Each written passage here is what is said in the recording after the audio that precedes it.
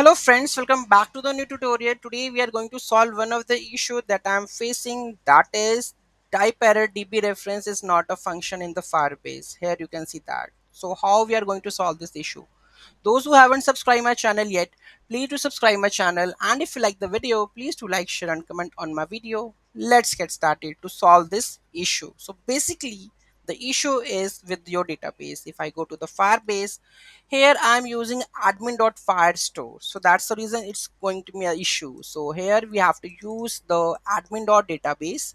I'm using the Firebase admin, and here we have to go with the database URL. Okay, and the main thing is that we have to go with the admin.database. If I go in the real time and just switch without this and Firebase real time, I'm going to use it, try to save it, and just I'm going to refresh it again, and here we go with this. I'm going to try to send it out. My issue is resolved. Okay, data is now added. Here you can see that, right? So this is how you can fix this issue. If you have any doubt, any query, do let me know in the comment section. Thank you so much for watching this video, and don't forget to like, share and comment on my video. Have a nice day.